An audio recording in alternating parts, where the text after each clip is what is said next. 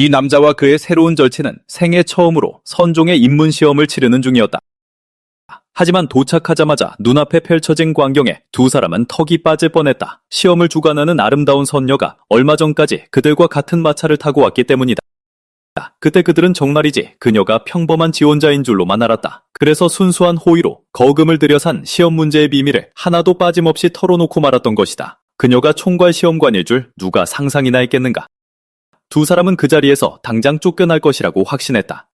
하지만 연근 테스트 중 그의 절친은 어쩌다 만년에 한 번 나온다는 순양 모태솔로 연근을 각성했고 그 자신도 극도로 희귀한 검 연근을 각성했다.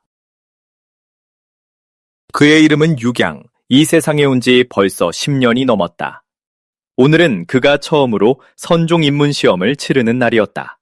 길을 가던 중 육양은 맹경주를 만났다. 맹경주 역시 구도종 입문 시험을 보러 가는 길이었기에 그는 육양에게 마차를 함께 타자고 권했다. 뜻밖에도 두 사람은 금세 죽이 맞아 순식간에 친구가 되었다.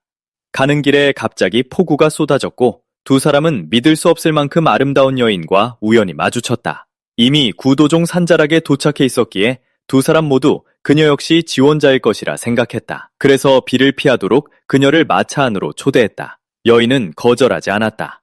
마차에 오른 그녀는 정중하게 자신을 소개했다. 제 이름은 윤지입니다. 두 분께 감사드립니다. 맹경주는 즉시 미소를 지었다.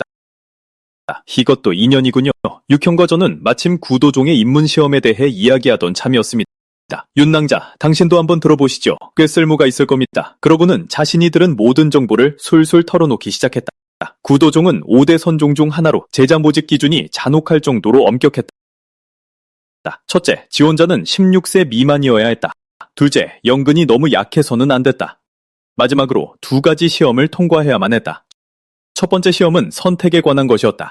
비검이 통제를 잃었을 때 지원자는 두 가지 중 하나를 선택해야 했다. 검이 거톱을 찔러 죽이게 내버려 두거나 방향을 틀어 한 명만 죽게 만드는 것이었다.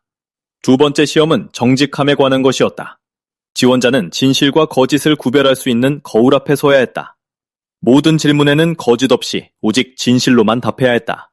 이 두 시험을 모두 통과해야만 구도종의 제자가 될 수 있었다. 입문시험이 처음이었던 육양은 강한 호기심을 보이며 경청했고 즉시 손을 들어 질문을 던지려 했다. 하지만 윤지 역시 손을 번쩍 들었다. 그래서 맹경주는 레이디 퍼스트라며 그녀가 먼저 말하도록 양보했다. 윤지는 오묘한 표정으로 그를 바라보았다. 이 시험 내용은 문파의 기밀입니다. 그행공자께서는 대체 어디서 이 이야기를 들으신 건지요? 맹경주는 극적인 동작으로 차락 소리를 내며 접부채를 펼쳤다. 부채에는 아주 커다랗게 거부라는 두 글자가 적혀 있었다. 두 분께 숨기지 않겠습니다. 구도종의 어느 장로에게 거금을 쥐어주고 이 정보를 샀지요. 오늘 인연이다 두 분께만 특별히 알려드리는 것이니 절대 소문내지 마십시오. 육양은 그 자리에서 얼어붙고 말았다. 이거 완전 대놓고 부정행위 아닌가? 벌써 문파 코앞까지 왔는데 말이다. 지나가던 강력한 수련자가 이 말을 엿듣기라도 한다면 시험이 시작되기도 전에 그들은 끝장이었다. 맹경주가 재빨리 그의 입을 틀어막았다. 육형, 진정하십시오. 제 마차는 보통 마차가 아닙니다. 이건 이른바 산무마차거든요. 육양은 멈칫했다. 대체 산무마차가 뭡니까? 맹경주가 설명했다. 첫째, 장애물이 없습니다. 안에서만 밖이 보이는 특수구조라 밖의 상황을 전부 볼 수 있죠. 둘째, 흔들림이 없습니다. 최고급 충격 흡수 장치와 천리를 달리는 신마가 이끌어 아무리 험한 길도 평탄하게 느껴집니다. 셋째, 탐지가 불가능합니다. 마차에 프라이버시 모드가 있어서 밖에서 뻗어오는 신식으로는 내부를 전혀 꿰뚫어 볼 수 없죠. 요컨대 안전하고 편안하며 주행거리까지 미친 성능을 자랑했다. 그제야 육양은 안도의 한숨을 내쉬었다. 하마터면 첫 시험을 치르기도 전에 완전히 끝난 줄 알았다. 그렇게 안전하다니 그가 즉시 말했다.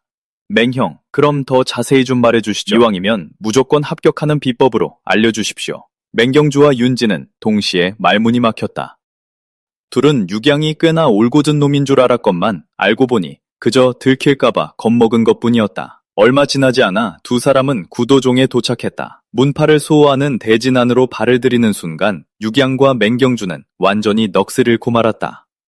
이렇게 수많은 수련자들이 한 곳에 모여 있는 것은 난생 처음 보는 광경이었다. 육양은 자신의 연근이 너무 약하거나 재능이 부족할까봐 걱정되어 어쩔 수 없이 긴장감이 밀려왔다. 윤지도 긴장되는지 물어보려던 찰나 이미 그녀의 발 아래로 연꽃들이 피어나며 그녀를 허공으로 들어올리고 있었다.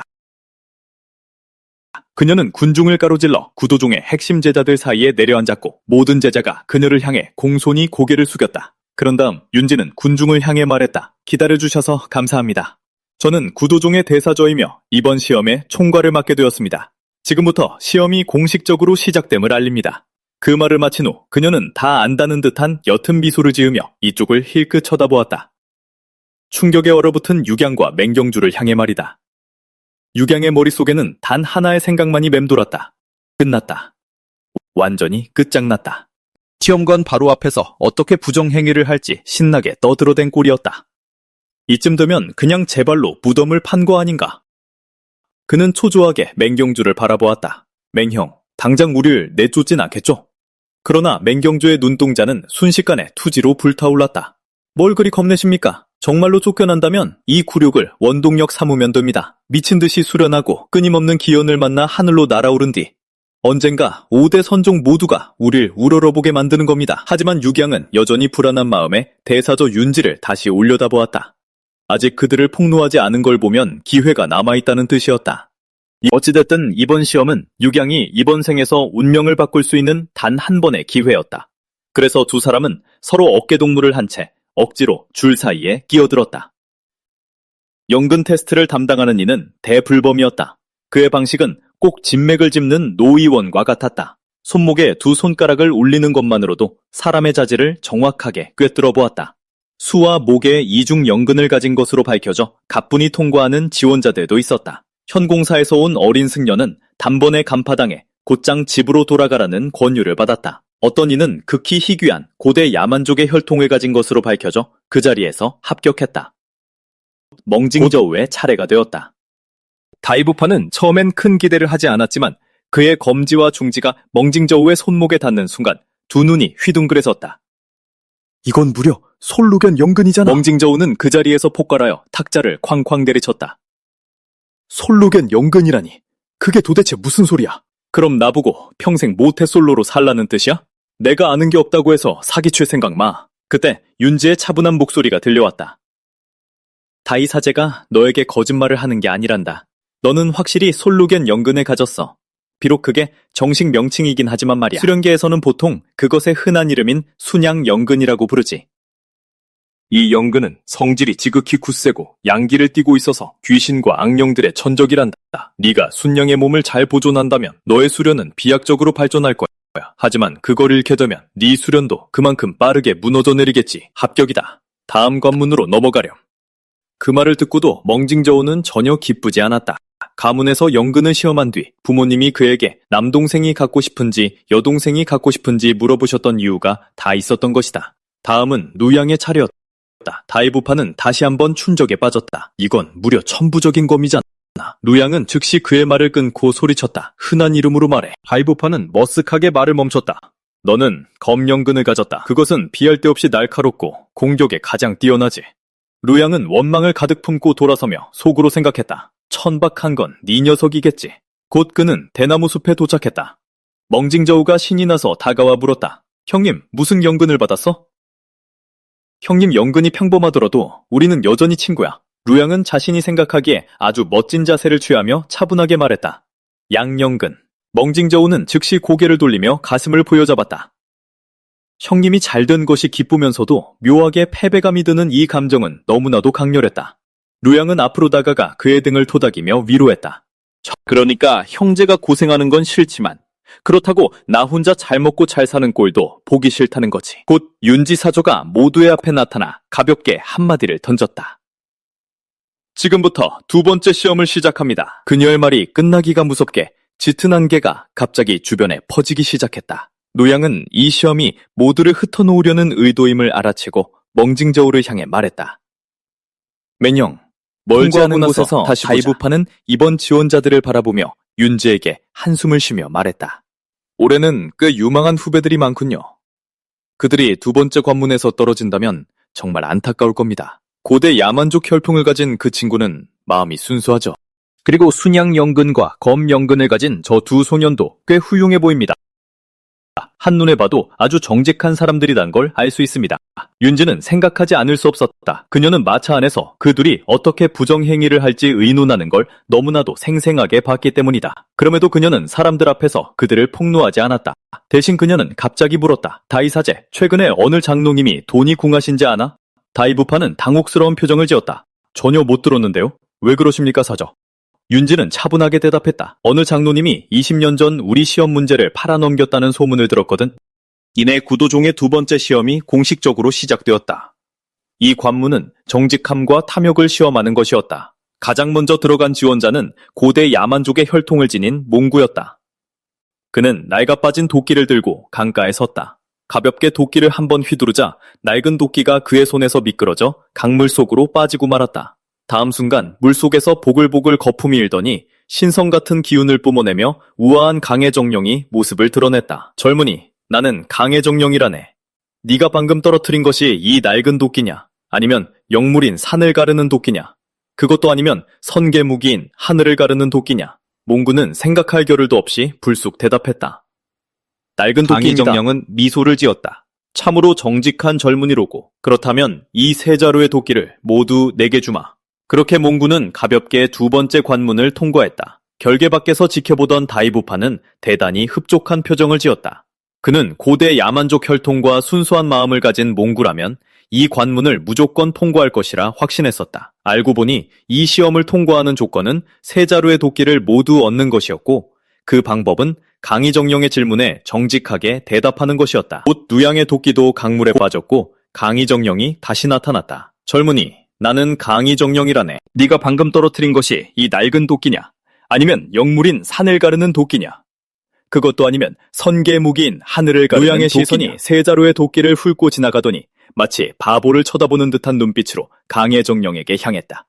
영감님, 미치셨어요? 이 도끼들 중 두 개는 당연히 영감님 거잖아요. 자기 물건이 어느 건지도 모르세요? 왜 그걸 저한테 물어보시는 건데요?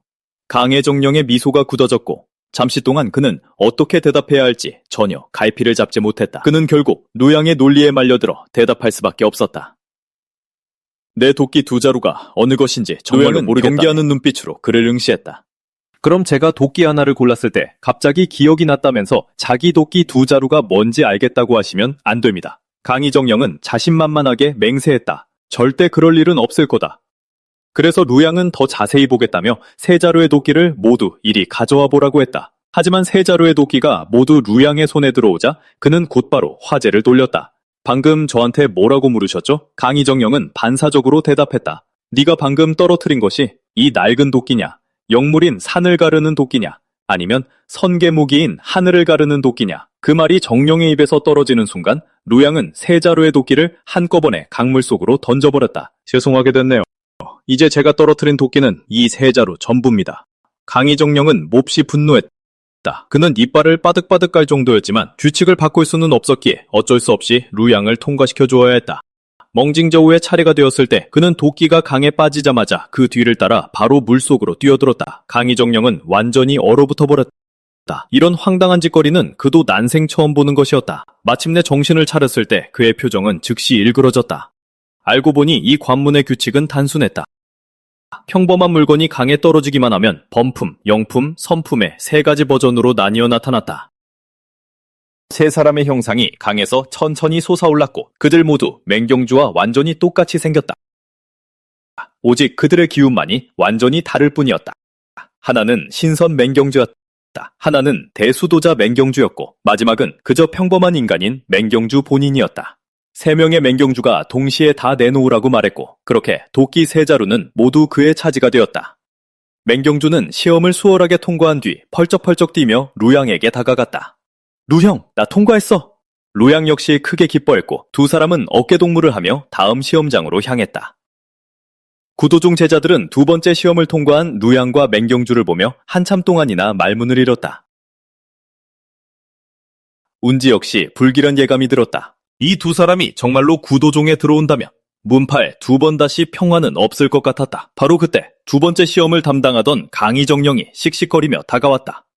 평생 이런 굴욕을 겪어본 적 없는 그는 맹렬히 돌진하며 저 두 꼬맹이에게 단단히 본때를 보여주겠다고 벼르고 있었다. 구도종 제자들이 서둘러 달려가 격노한 강희정령을 막아섰다. 그가 포효했다.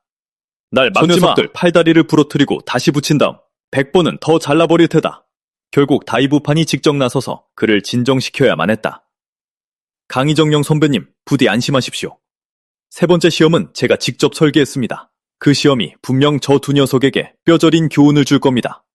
다이부판이 절대적인 자신감을 보이며 맹세한 뒤에야 강희정령은 마침내 화를 누그러뜨렸다. 그래도 강희정령은 묻지 않을 수 없었다. 그래서 네 녀석이 준비한 시험이 대체 뭔데?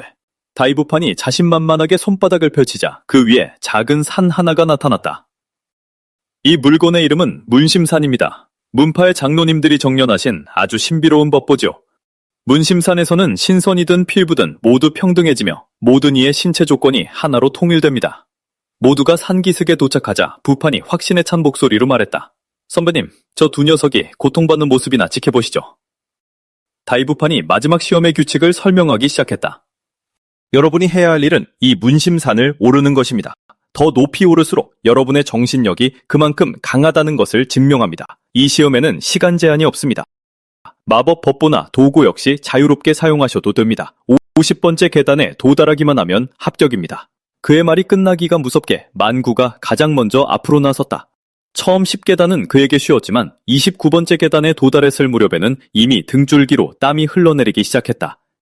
그는 결국 멈춰설 수밖에 없었다.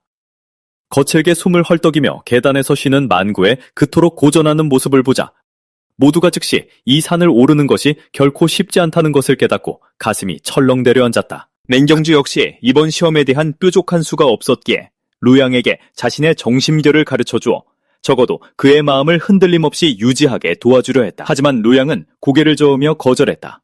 두 사람이 또다시 뭔가 기이한 꿍꿍이를 꾸미는 듯한 모습에 다이부판은 속으로 코웃음을 쳤다. 문심산에는 너희들이 악용할 만한 꼼수가 전혀 없지. 두 발로 한 계단 한 계단 오르지 않으면 절대 이 시험을 통과할 수 없을 거다. 시험에 더 잘 대처하기 위해 맹경주는 먼저 정심결을 사용하여 마음을 가라앉히기로 했다. 그 순간 그는 깊은 명상 상태에 빠져들었다. 그의 마음에는 마치 자연과 하나가 된 것처럼 단 한 점의 잡념도 남아있지 않았다. 하지만 그가 막 졸음에 빠져들 무렵 묵직한 주먹 한 방이 순식간에 그를 깨워버렸다. 맹경주가 눈을 번쩍 뜨고는 억울한 표정으로 노양을 쳐다보았다. 노양, 대체 날 왜 때린 거야? 노양은 계단을 오르며 고군분투하는 지원자들을 가리키며 쏘아붙였다. 양심도 없이 그걸 묻냐? 난 이미 실험을 다 끝냈다고. 도면도 다 그렸고 널 꼬박 2시간이나 기다렸어. 다른 애들은 벌써 저렇게 높이 올라간 것 좀 봐. 그제야 맹경주가 현실로 정신을 차렸다. 그가 황급히 루양의 손을 잡고 뒤따라가려 했지만 루양은 그를 멈춰 세웠다. 너 나무 자를 수 있을 만큼 예리한 법보 같은 거 있어? 맹경주는 그 말을 듣자마 품에서 단검 하나를 꺼냈다. 형, 마침 하나 있어. 가문의 장로님 중 한 분이 호신용으로 챙겨주신 거거든? 생각만으로 움직일 수 있고 무쇠도 진흙처럼 베어버릴 수 있지. 루양은 크게 기뻐하며 그의 손에서 단검을 낚아챘다. 완벽해. 이것만 있으면 그 바보같이 산을 오르는 고생을 안 해도 돼. 그리고 솔직히 말해서 맹영, 난 이미 이 시험의 진정한 의도를 간파했어. 이번 시험이 진짜로 평가하려는 건 바로 지혜야. 맹경주가 멍하니 굳어버렸다. 도심을 시험하기 위해 산을 오르는 건 문파들의 입문시험 중 가장 흔한 방식이잖아. 정신력의 의지에 한 계단씩 올라야 하는 거 아니었어? 그게 대체 지혜랑 무슨 상관인데? 루양은 즉시 칠판을 펼치며 절대적인 자신감을 담아 말했다. 매녕, 당연히 증거가 있지. 그 사형이 규칙을 발표하는 순간 이미 힌트를 줬어. 방금 그가 한 말 중에 목적지에 도달하기만 하면 방법은 상관없다고 거듭 강조했잖아. 옆에서 이 말을 듣고 있던 다이부판의 머릿속은 물음표로 가득 찼다. 그게 대체 나랑 무슨 상관인데? 그가 상황을 파악하기도 전에 운지사저가 그를 바라보며 부드럽게 말했다. 시험에 그런 기발한 장치까지 설계했을 줄은 몰랐네. 사저가 이미 자신을 칭찬해버린 마당에 다이부판은 그저 찔리는 양심을 안고 받아들일 수밖에 없었다. 맞습니다. 어쨌든 돌을 구하는 마음과 돌을 구하는 방식 모두 중요하니까요. 하지만 근처에서 지켜보던 다른 제자들은 이미 그의 속내를 간파하고 있었다. 다이 사형은 분명 문심산을 자랑하고 싶어서 불필요한 말을 몇 마디 더 덧붙인 것뿐이었다. 다이 사형은 법보 자랑하는 걸 유독 좋아했고 사저만이 그 말을 고지곳대로 믿어준 것이다. 뒤에서 제자들이 속닥거리는 소리를 들은 다이부파는 고개를 살짝 돌려 사제들에게 의미심장한 눈빛을 보냈고 그들이 알아서 눈치채게 내버려 두었다. 한편 맹경주 쪽에서는 무심코 계단 몇 개로 오르다 황급히 원래 자리로 펄쩍 뛰어 돌아왔다. 그제야 그는 노양의 말이 맞았다는 것을 깨닫고 경악했다. 두 발이 돌계단에 닿지 않는 한 몸에 가해지는 압박감이 전혀 변하지 않았던 것이다. 아무리 촘촘한 계획이라도 허점은 있는 법이구나. 루형, 진짜 대단해. 근데 정확히 어떻게 50번째 계단까지 가야 하는 거지? 땅을 밟지 않고 말이야? 루양은 즉시 자신이 그린 도면을 그에게 보여주었다. 숫자 7 모양의 사다리였다. 짧은 논의 끝에 두 사람은 즉시 작업에 착수했다. 그 단검 앞에서는 아무리 굵은 나무라도 종이장처럼 연약했다. 곧 맹경주는 또 다른 문제를 발견했다. 이 두 널빤지를 어떻게 연결해야 하지? 루양은 단검을 쥐고 나무 판자의 이음새를 장구 맞춤 구조로 깎아내며 설명했다. 이렇게 튀어나온 부분을 장부라고 하고 푹 파인 부분을 홈이라고 둘을 결합하면 장부 맞춤이 되는 거지. 이 구조의 가장 큰 특징은 못이 필요 없으면서도 물건을 엄청나게 튼튼하게 만들 수 있다는 거야. 그렇게 한나절 동안 끙끙대며 나무 한 무더기를 다 베어내고 몇 번의 실패와 재시도 끝에 두 사람은 마침내 사다리를 완성했다. 돼지가 다 뜯어먹은 것처럼 벌거숭이가 된 땅을 본 대불범은 마침내 폭발하고 말았다. 내 산, 내 나무, 내 법부가 너희 둘한테 이렇게 망가지라고 만들어진 게 아니란 말이다. 그의 곁에 있던 하신은 즉시 고소하다는 듯 웃었다. 제법이네 소대.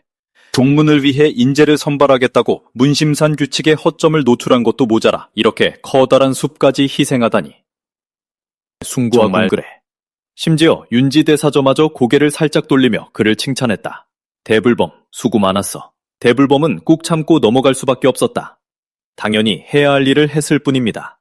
하지만 하신은 그를 순순히 놔줄 생각이 없었다. 소대, 이 많은 사람들 중에서 네 고심을 진정으로 알아준 건 저 두 녀석뿐이구나.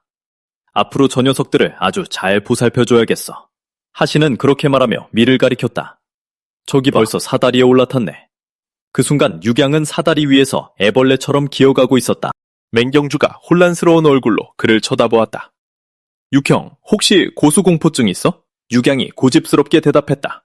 안전이 제일이잖아. 그러고는 이를 악물고 미친 개처럼 앞으로 기어갔다. 만고는 참가자들 중 가장 빨랐고 이미 49번째 계단에 도달해 있었다. 하지만 그가 막 마지막 걸음을 내디디려던 찰나 육양이 쏜살같이 자신을 지나쳐 50번째 계단에 먼저 도착하는 것을 두 눈으로 지켜봐야 했다. 그러나 육양은 자신의 발이 돌계단에 닿는 순간 끔찍한 중력이 내리눌러 얼굴이 그대로 땅바닥에 처박힐 줄은 꿈에도 몰랐다.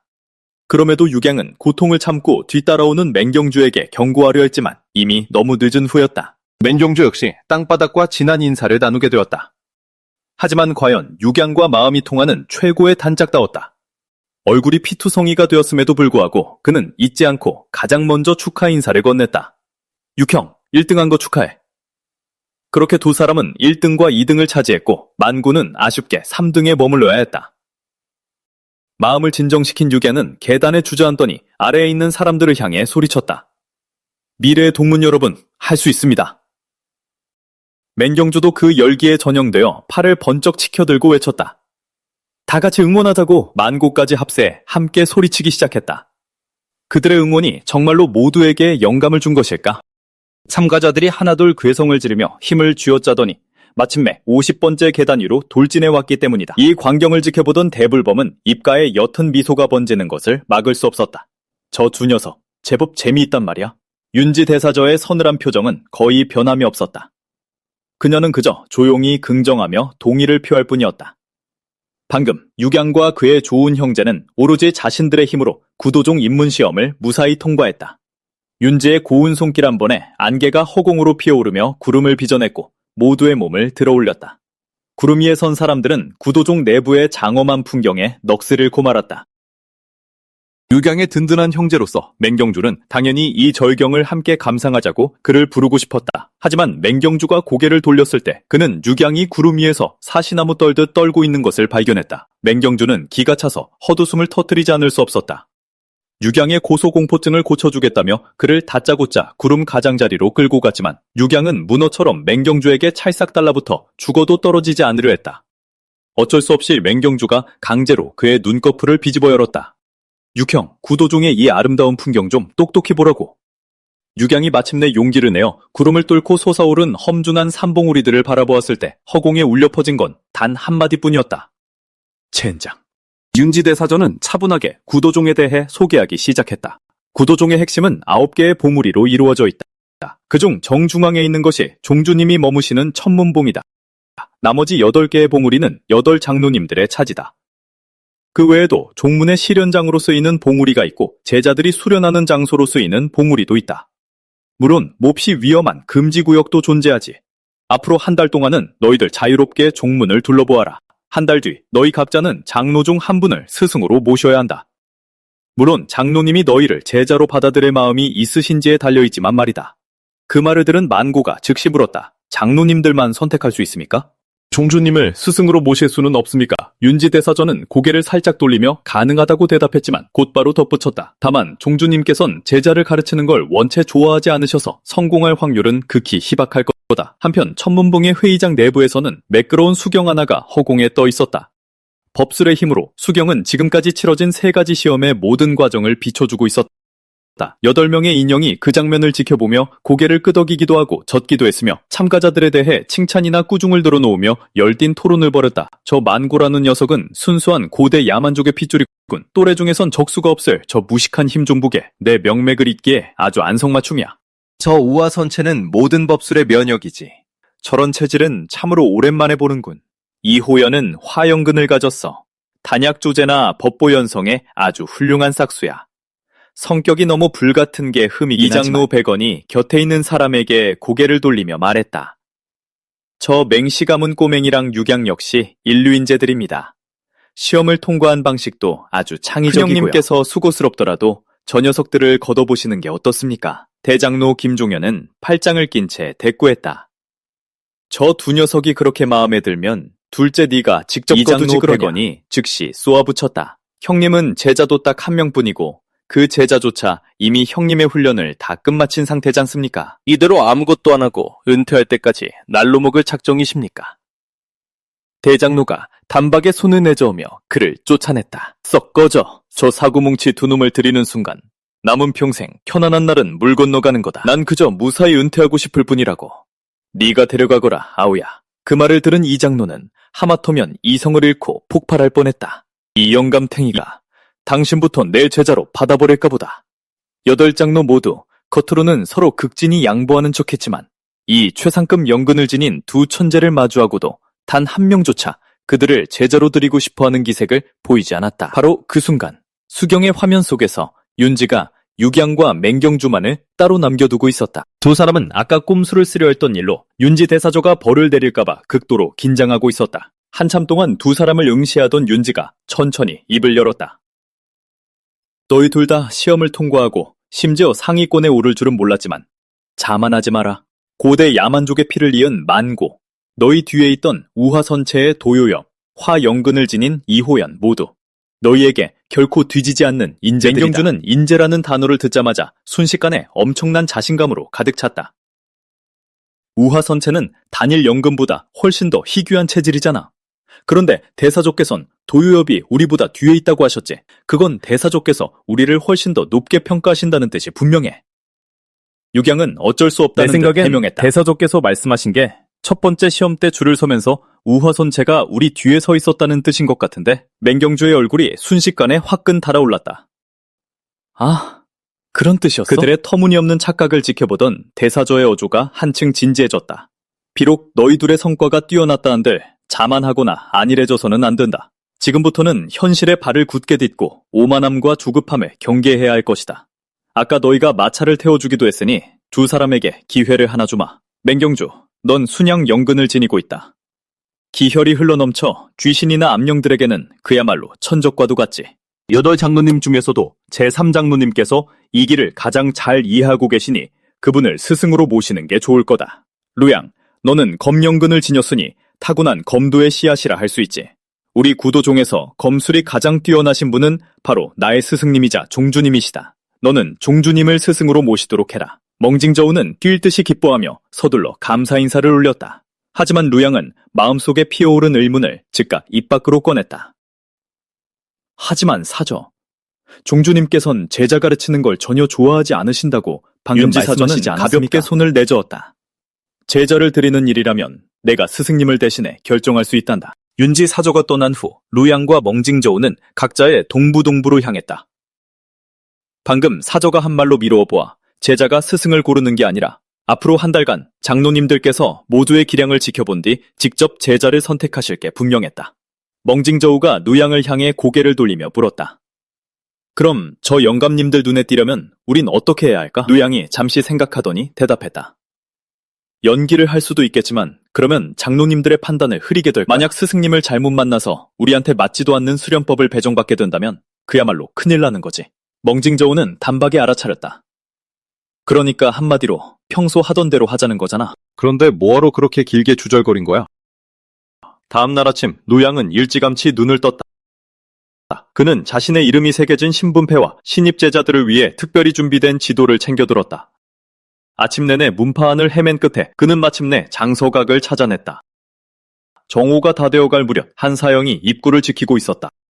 누양이 자신의 신분을 밝히자 사형은 신입 열람자를 위한 3가지 규칙을 설명해 주었다. 첫째, 신입은 접근 권한이 제한되어 있어 1층에서만 책을 읽을 수 있다. 둘째, 책은 한 번에 한 권씩만 빌릴 수 있다. 셋째, 책은 소중히 다뤄야 한다. 만약 책을 더럽힌다면 책값 전액을 변상해야 할 것이다. 장서각 안의 장서는 입문서부터 민담, 수련, 비극, 그리고 연기에 관한 기록까지 실로 눈이 부실 지경이었다. 루양이 그 엄청난 규모에 감탄하고 있을 때 서가 틈새에 끼어있는 책 한 권이 그의 시선을 사로잡았다. 호기심이 발동한 루양은 그 책을 뽑아들었다. 오랜 세월 아무도 손대지 않은 듯 책 위로는 뽀얀 먼지가 두껍게 내려앉아 있었다. 먼지를 툭툭 털어내자 마침내 책의 제목이 선명하게 드러났다. 용봉변화. 그 이름만으로도 강력하고도 패기 넘치는 기운이 뿜어져 나오는 듯했다. 그 순간 루양은 마치 용과 봉황이 함께 울부짖는 소리를 들은 듯 멍해지고 말았다. 그의 눈앞에 용과 봉황의 환영이 아른거리기까지 했다. 하지만 정신을 차려보니 그 환청과 환영은 온데간데 없이 사라져 있었다. 루양은 방금 겪은 일이 혹시 환각이었나 싶어 자신의 뺨을 철썩 소리나게 때려보았다. 아니야. 그 감각은 소름 끼치도록 생생했다. 어쩌면 소설 속 주인공들처럼 그 역시 엄청난 기연을 우연히 손에 넣은 것일지도 몰랐다. 주체할 수 없이 가슴이 뛰기 시작한 루양은 흥분한 손길로 첫 장을 펼쳤다. 그런데 뜻밖에도 종이 가장자리가 터무니없이 날카로웠고 실수로 그만 손가락을 베이고 말았다. 핏방울 몇 개가 종이 위로 툭 떨어졌다. 그리고 다음 순간 기이한 일이 벌어졌다.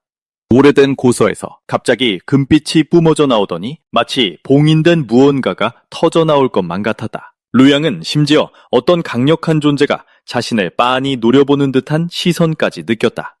그 기운은 점점 더 뚜렷해졌고 마침내 그 거대한 존재가 입을 열었다. 금빛을 가르며 한 목소리가 울려 퍼졌다. 네 놈이 책을 더럽혔구나. 루양은 그 목소리를 따라 고개를 돌렸고 말한 사람이 다름 아닌 장서각 입구를 지키던 사형임을 깨달았다. 하지만 이미 극도로 흥분한 그는 사형에게 자랑스레 외쳤다. 사형! 이 책 진짜 대박입니다. 방금 저 빛나는 거 못 보셨습니까? 그 말을 듣고 사형은 루양의 손에서 책을 횡 낚아챘다. 대박은 무슨, 얼어 죽을 방금 대박. 그 금빛은 장소각 진법이 발동한 거다. 누군가 책을 더럽히면 그렇게 표시가 나게 되어 있지. 하지만 사형이 책의 제목을 똑똑히 확인한 순간 그의 표정이 확연히 일그러졌다. 그는 숭죽여 중얼거렸다.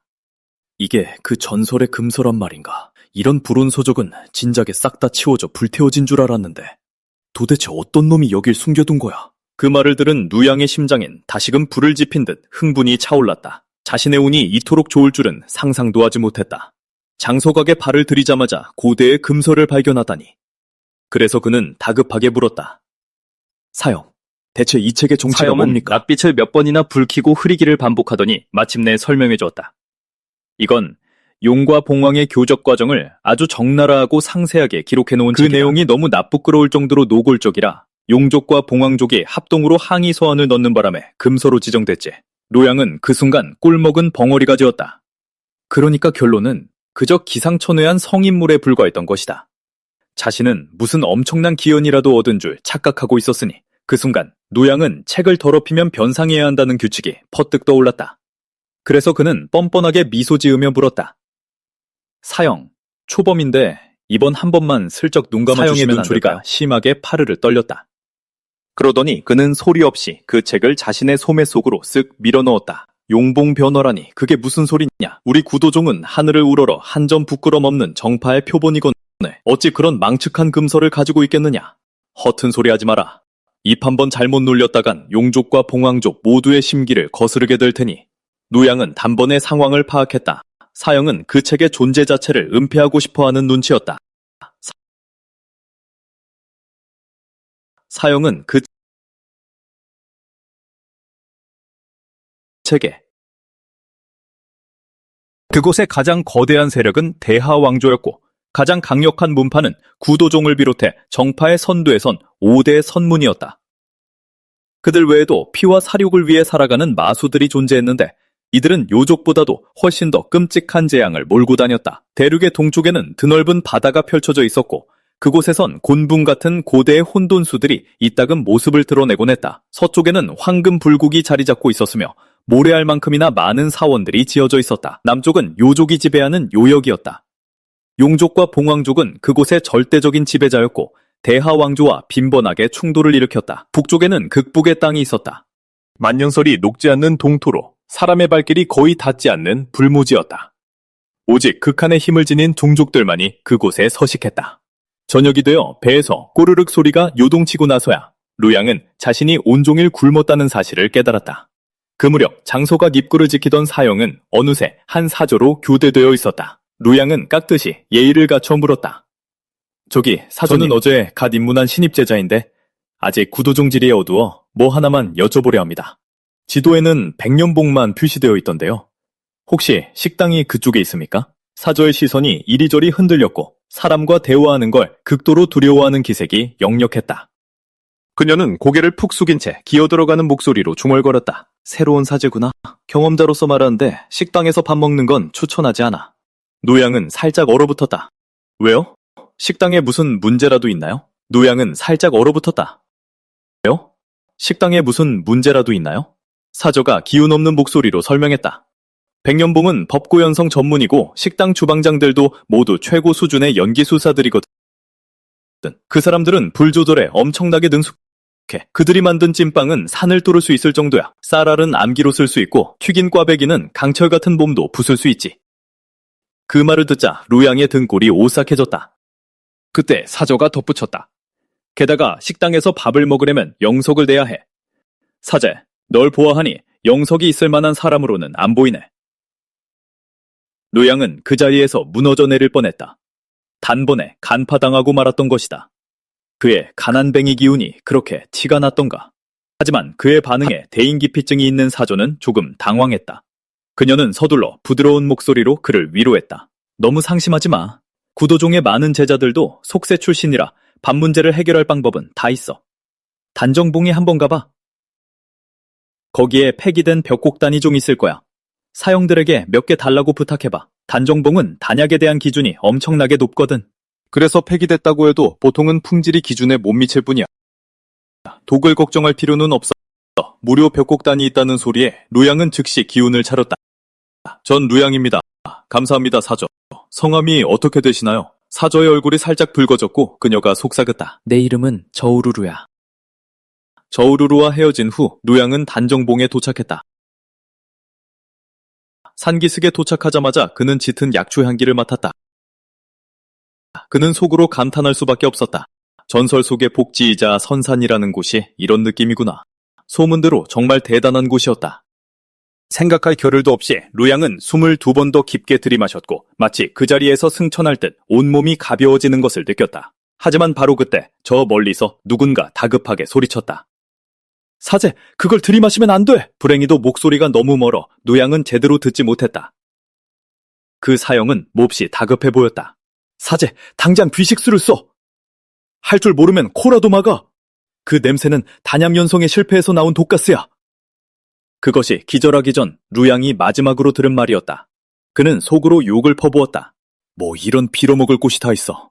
냄새조차도 독이잖아. 다시 깨어났을 때 루양은 자신이 연단실 안에 누워있다는 것을 깨달았다. 그때 아까 그에게 경고하려 했던 사형이 다가와 멋쩍은 웃음을 지었다. 내 이름은 우밍이야. 미안하게 된 내 사제. 단약을 연성하다가 딴 생각을 하는 바람에 한눈을 팔았어.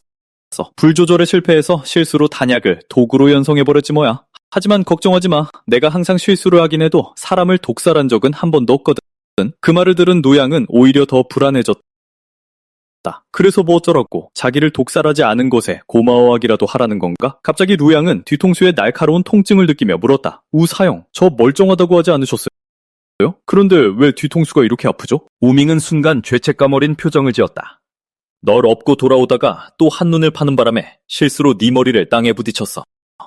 하지만 정말 걱정할 필요 없어. 목숨만 붙어 있다면 단정봉에서 다 고칠 수 있거든. 그렇게 말하며 그는 이상한 냄새를 풍기는 알약 하나를 꺼냈다.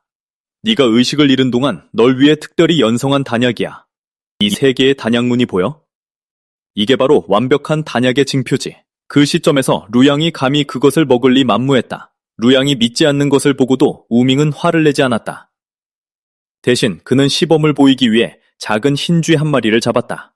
바로 다음 순간 쥐는 입에 거품을 물더니 완전히 굳어버렸다. 루양의 이마에 흑선이 그어지는 듯했다. 이게 그가 말한 멀쩡하다는 거였다. 우밍이 황급히 변명했다. 사고였어. 그건 분명 사고였다고. 쥐가 너무 작고 약해서 영양분을 감당하지 못했나 봐. 사제, 거기서 딱 기다려. 내가 널 위해 한 통 더 연성해줄게.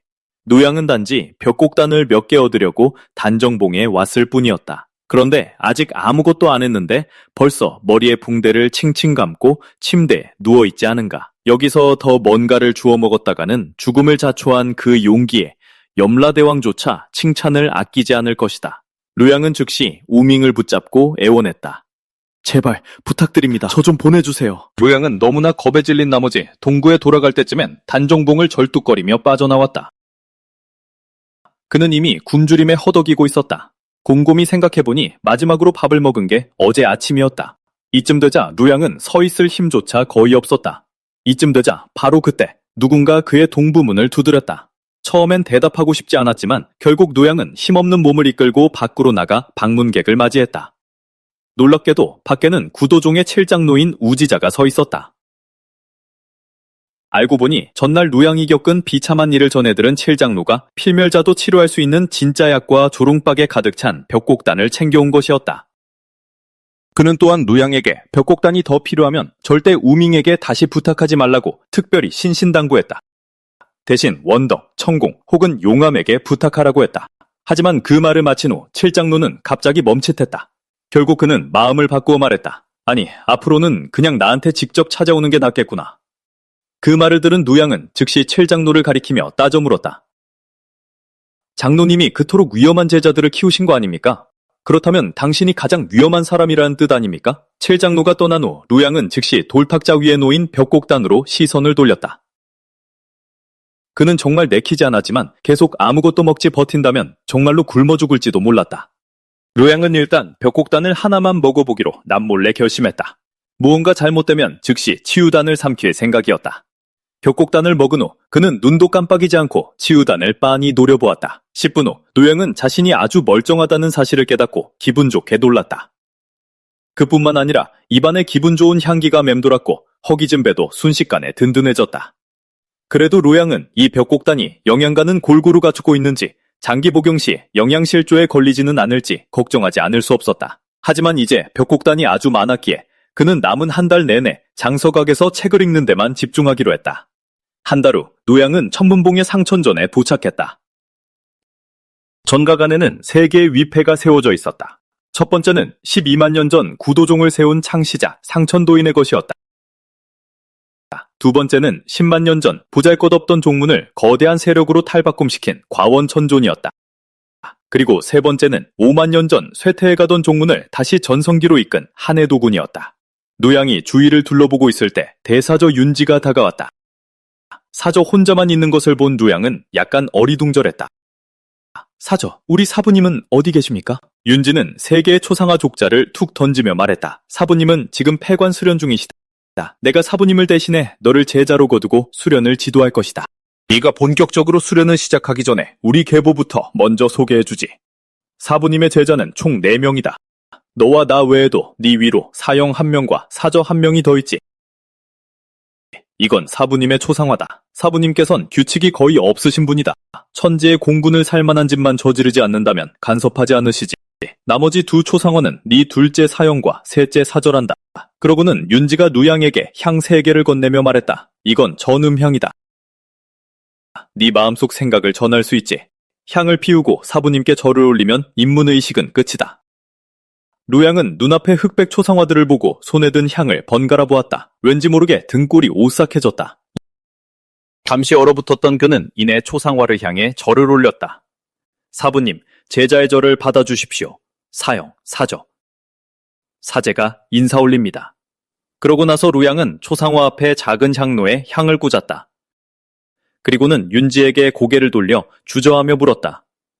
사저, 불경하게 들릴지 모르겠지만 그래도 여쭤봐야겠습니다. 사부님은 확실히 살아계신 거 맞죠? 그렇죠? 윤지는 왜 그런 질문을 하는지 전혀 이해하지 못하겠다는 듯 완전히 어리둥절한 표정을 지었다. 당연히 사부님은 살아계신다. 곧이어 루양의 본격적인 수련이 시작되었다. 사전은 단도직입적으로 본론에 들어갔다. 나도 제자를 가르치는 건 처음이고 너도 제자가 되는 건 처음이겠지. 그러니 우리 서로 조금씩 인내심을 가져보자꾸나. 하지만 너무 걱정할 필요는 없다. 오늘을 위해 준비를 아주 많이 해뒀거든. 그렇게 말하며 윤지는 루양에게 작은 약병 여러 개를 건넸다.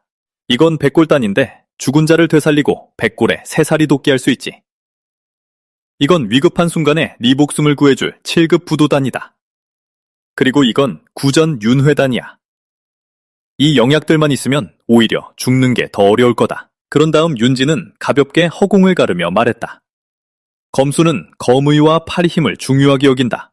그러니 신체 단련에서 가장 먼저 집중해야 할 건 바로 팔 힘이지. 딱 한 번만 시범을 보여줄 테니 두 눈 부릅뜨고 잘 보거라. 말이 끝나기가 무섭게 그녀는 저장 공간에서 거대한 물독 2개를 꺼냈다. 물독이 땅에 떨어지는 쿵 소리를 듣고 루양의 심장이 철렁 되어앉았고 몹시 불길한 예감이 솟구쳤다. 그러니까 검선이 되기 위한 첫걸음은 2시간 반 동안 독을 들어올리는 훈련이라는 것이었다. 대사저 윤지는 루양보다 훨씬 더 큰 물독 2개를 거뜬히 들어올리고는 가볍게 한 독의 가장자리에 올라타 다른 독의 테두리를 한 손으로 단단히 쥐었다. 그녀는 독을 가볍게 위로 던진 후 땅에 떨어지기도 전에 한 손만으로 테두리를 정확하게 다시 잡아냈다. 모든 동작이 물 흐르듯 자연스럽고 우아해서 아름다워 보일 지경이었다. 윤지는 물독을 내려놓으며 무심하게 말했다. 딱 이 정도 수준까지만 도달하면 충분하단다. 노양은 마른 침을 꿀꺽 삼켰다. 굳이 독을 들어보지 않아도 그 안에 자신의 몸뚱이를 통째로 쑤셔넣고 흙으로 덮어 생매장해도 공간이 남을 만큼 크다는 걸 알 수 있었다. 저렇게 거대한 독을 휙휙 던져대는 건 사실상 죽기를 자초하는 짓이었다. 노양은 힘을 모아 한 손으로 독을 잡고 한 번에 부드럽게 들어올리는 동작을 시도했다. 불행히도 물독은 꿈쩍도 하지 않았다. 그는 양손으로 바꿔쥐고 젖먹던 힘까지 모두 짜냈다. 그제야 물독은 마지못해 아주 조금 기울어졌다. 하지만 누양이 아무리 애를 써도 그 아주 조금이 그가 해낼 수 있는 전부였다. 2.5초도 버티지 못한 그는 완전히 주저앉고 말았다. 그 꼴을 본 윤지는 그가 진짜로 독을 들어올리는 건 무리라는 걸 즉시 알아차렸다. 그래서 그녀는 손을 들어 허공에 부적을 그렸다. 그리고 그 부적을 독 표면에 찰싹 붙인 뒤 루양에게 다시 해보라고 말했다. 루양이 다시 시도해보니 독은 확실히 훨씬 가벼워져 있었다. 적어도 그가 움직일 수는 있을 정도였다. 그럼에도 그는 오래 버티지 못하고 다시 바닥에 쓰러졌다. 윤지가 설명했다. 이 물독의 무게는 이제 정확히 내 한계치에 맞춰져 있다. 입을 열고 숨을 내뱉어라. 호흡에 집중하고. 사제, 오늘은 꼬박 하루 동안 독을 들어보며 어떻게 되는지 지켜보자꾸나. 얘한테 널 감시하라고 할 테니. 그렇게 지시를 내린 후 윤지는 뒤돌아 떠났다. 남은 것이라곤 루양을 감시할 임무를 맡은 기이하게 생긴 꼭두각시뿐이었다. 루양과 꼭두각시는 서로를 빤히 바라보았고 그는 한숨을 내쉬지 않을 수 없었다. 다른 선택의 여지가 없었던 그는 비참한 물독들기 생활을 시작했다. 그렇게 제자리에서 30분 동안 독을 들고 나자 루양은 이미 완전히 기진맥진해졌다. 분명 이건 정신력만으로 버틸 수 있는 일이 아니었다. 루양이 조금 쉬려던 찰나 꼭두각시가 곧장 단약 2알을 먹였다.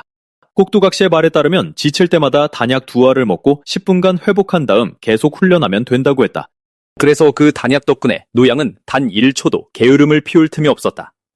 꼭두각시는 그의 마지막 남은 힘 한 방울까지 쥐어짰다. 팔에 힘이 빠지면 꼭두각시가 보양단 2알을 먹였다.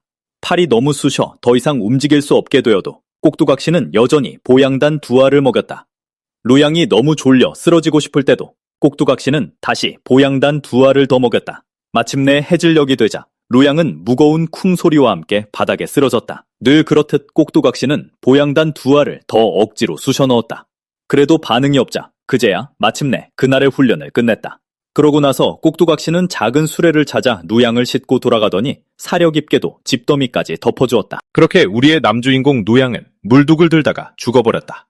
이것으로 이번 만화는 완결입니다. 음식 냄새를 맡자 루양의 입에선 미친 듯이 군침이 돌았고 점차 의식이 돌아왔다. 종주 직계 제자가 되었으니 당연히 더 이상 먹을 걱정은 하지 않아도 되었다. 드디어 역곡단으로만 버티지 않아도 된 것이다. 난생 처음 보는 온갖 진기한 식재료로 만든 요리가 산의 진미를 이루었고 먹을 것도 풍성했다. 하지만 다음 순간 공기 중에 섞인 지독한 약초 냄새가 코를 찌르며 하마터면 냄새에 기절할 뻔했다. 알고 보니 윤지가 그를 위해 커다란 통에 신체 단련용 약물을 가득 달여놓은 것이었다. 그녀는 세심하게 속이 빈 갈대관을 누양에게 건네며 단련용 약물에 몸을 담글 때는 전신이 잠겨야 하므로 머리를 밖에 내놓아서는 안 된다고 설명했다.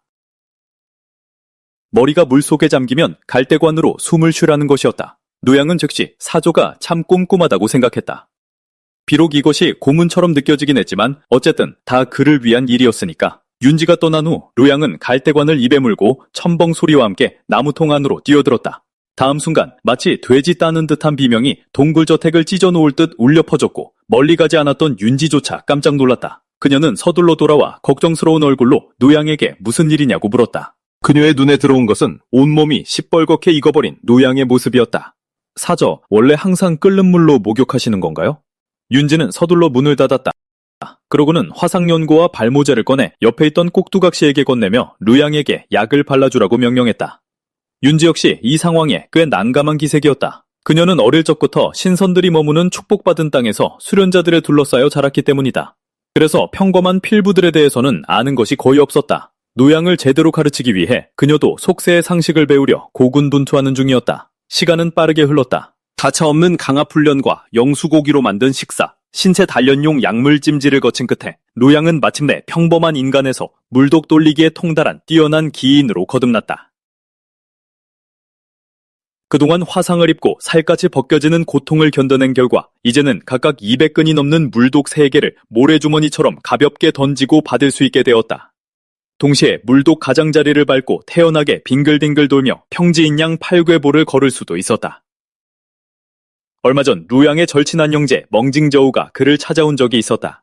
멍징저우의 말에 따르면 만구를 비롯한 동기생 대부분이 이미 몸 안에 기운을 끌어들였다고 했다. 오직 누양만이 비참하게 신체 단련에 갇혀 있었기에 그는 적잖이 초조했고 불가피하게 의기소침해질 수밖에 없었다. 누양이 생각에 잠겨 있을 때 윤지가 유령처럼 갑자기 그의 앞에 나타났다. 신체 단련 진도가 내 예상보다 빠르구나. 이제 다음 단계로 넘어갈 때다. 그 말을 듣고 루양은 재빨리 물독을 내려놓으며 잔뜩 기대에 차물었다. 사저, 드디어 저도 기를 끌어들이기 시작하는 건가요? 하지만 윤지는 고개를 저었다. 너는 무거운 것을 가볍게 다루는 법을 배웠다. 다음 단계는 가벼운 것을 무겁게 느끼도록 하는 것이다. 그러자 꼭두각시가 두부가 가득 실린 수레 하나를 통째로 밀고 왔다. 윤지는 루양에게 두부 한 모를 잡아보라고 했다. 루양은 그게 어려울 거라 생각하지 않았다. 그냥 두부를 짚는 것뿐이지 않은가? 안 그런가? 하지만 힘을 살짝 주는 순간 두부는 짓눌려 곤죽이 되어버렸다. 1초 전만 해도 자신감에 차 있던 노양은 순식간에 뼈저린 민망함을 느꼈다. 현실을 부정하며 그는 첫 번째는 그냥 실수였고 두 번째는 반드시 성공할 거라고 마음먹었다. 결국 두부는 또 으깨지고 말았다. 그 후 루양이 몇 번을 다시 시도하든 결과는 완전히 똑같았다. 마침내 술에 가득했던 두부 중 간신히 형태를 유지한 것은 단 2모뿐이었다. 윤지는 더 이상 지켜볼 수 없었다. 그녀가 손을 뻗어 두부 한 모를 집어들었다. 그러고는 갑자기 손을 놓았다. 두부가 떨어지는 찰나 윤지는 믿을 수 없는 속도로 움직여 그것을 다시 단단히 낚아챘다. 루양의 두 눈이 휘둥그레졌다. 그제야 그는 떨어지는 두부를 잡는 것이 보기만큼 결코 쉽지 않다는 것을 깨달았다. 자리를 떠나기 전 윤지가 그에게 일러두었다. 이 두부들도 평범한 게 아니란 장기간 섭취하면 네 몸의 오행을 조화롭게 해줄 거야. 그러니 네가 으깬 두부들이 앞으로 네 식사가 될 거다. 처음에 루양은 대수롭지 않게 여겼다. 며칠 동안 두부 좀 먹는 게 뭐 어때서? 나빠봐야 얼마나 나쁘겠어? 하지만 며칠 뒤 그의 온몸에서 콩 냄새가 진동할 뿐만 아니라 두부를 너무 오래 쳐다본 탓에 눈이 사팔뜨기가 될 지경에 이르렀다. 다행히 꼭두각시는 경험이 풍부했다. 녀석이 다가와 뺨을 2대 후려치자 식사 시간이 되었을 때 루양의 눈은 즉시 정상으로 돌아왔다. 루양은 꼭두각시가 가져온 음식을 말없이 쳐다보았다. 두부볶음, 두부튀김, 삭힌 두부, 두부무침, 순두부, 그리고 두부국. 심지어 그의 머릿속에선 두부 한 무가 달콤한 목소리로 사랑해라고 속삭이는 환상까지 떠올랐고 그는 그 자리에서 토할 뻔했다. 저 사실 지금 배가 별로 안 고파서요. 차라리 수련을 계속하는 게 낫겠어요. 하지만 그를 반긴 것은 꼭두각시의 무자비한 강제 식사였다. 루양이 쉴 참으로 동굴저택에 돌아왔을 무렵 그는 이미 살의지를 완전히 잃어버린 상태였다. 그는 진심으로 다시는 두부를 먹고 싶지 않았는데 바로 그때 동굴저택 안에서 갑자기 한 줄기 연기가 피어올랐다. 풍경이 바뀌고 루양은 자신이 새하얀 공간에 들어와 있음을 깨달았다. 안개 속에서 장엄한 목소리가 울려 퍼졌다. 젊은이, 이곳은 내가 창조한 임시 공간이라네. 아무도 이곳을 감지할 수 없지. 나는 끝없는 세월을 목격했고 셀 수 없이 많은 절대자들을 보아왔다. 하지만 결국 그들 모두 시간의 풍파 속에 쓰러지고 말았지. 오직 나만이 얽매임 없이 영원토록 존재하고 있다. 오늘 불현듯 변덕이 일어 운명의 흐름을 짚어보니 자네와 내가 인연이 닿아 있음을 알게 되었네. 그래서 자네의 영혼을 이곳으로 부른 것이지. 이 공간 안에는 연지기부터 도겁기에 이르는 수련법과 단약들이 모두 준비되어 있다네. 각 경지에 오를 때마다 내 유산의 일부를 얻게 될 거야.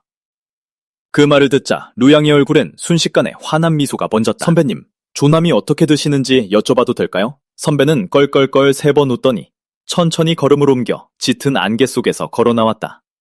루양은 꿈에서 대단한 고수를 만난 것이 마침내 자신에게도 하늘이 내린 기회가 굴러들어온 것이라 여겼다. 하지만 선배의 진짜 모습을 본 순간 그는 완전히 얼어붙고 말았다. 상대의 머리가 완벽한 네모 모양의 두부 한 모였기 때문이다. 루양에게 점점 더 가까이 다가오며 점점 더 빠른 속도로 말했다. 나는 두부 천존이니라. 두부를 많이 먹을수록 네 수련은 더 빨리 상승할 것이고 네 기초는 더욱 깊어질 것이다. 그때가 되면 아름다운 도반들을 곁에 두고 대륙의 정점에 서는 것쯤은 아주 식은 죽 먹기 일터. 그 광경에 너무 놀란 노양은 화들짝 놀라 잠에서 깼지만 이 모든 것이 사실 사저의 소행이라는 것은 꿈에도 생각하지 못했다.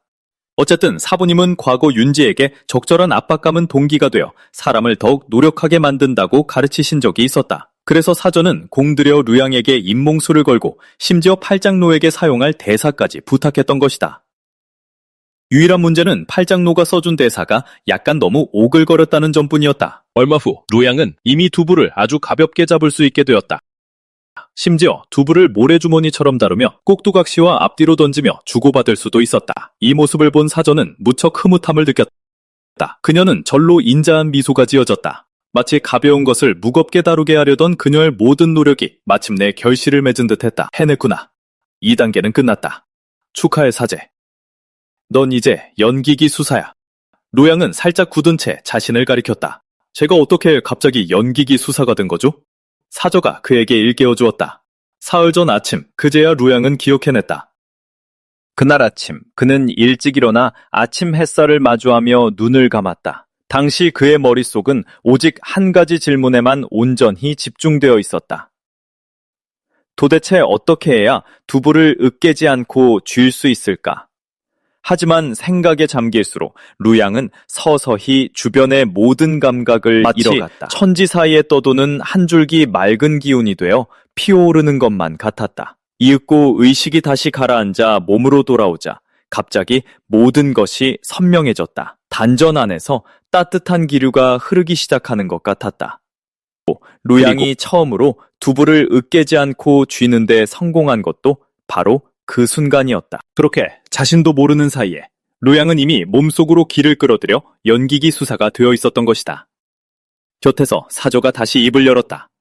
이것은 고대 선조들의 가장 오래된 수련법으로 자연을 느끼고 천인합일에 이르는 방식이야.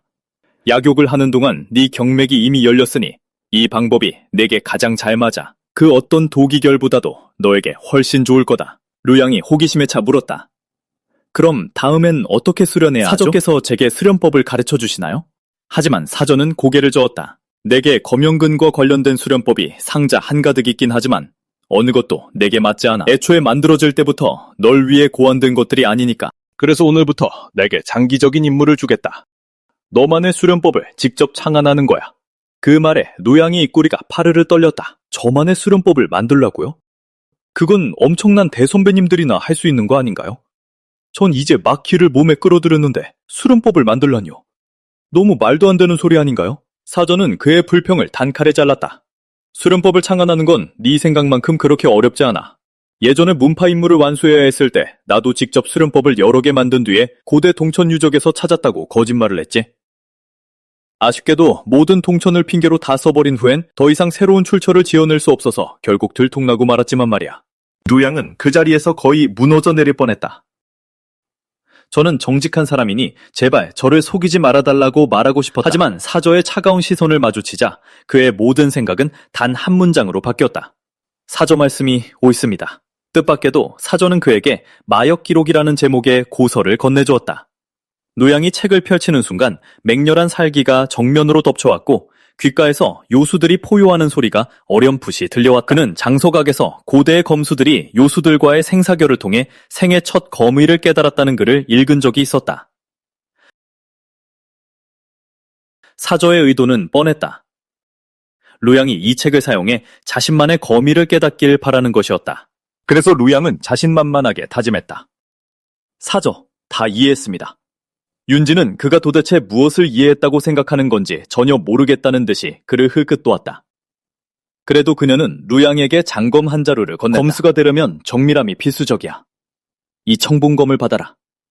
네 다음 임무는 검 끝을 이용해 이 책에 나오는 요수들의 모양으로 두부를 조각하는 거다.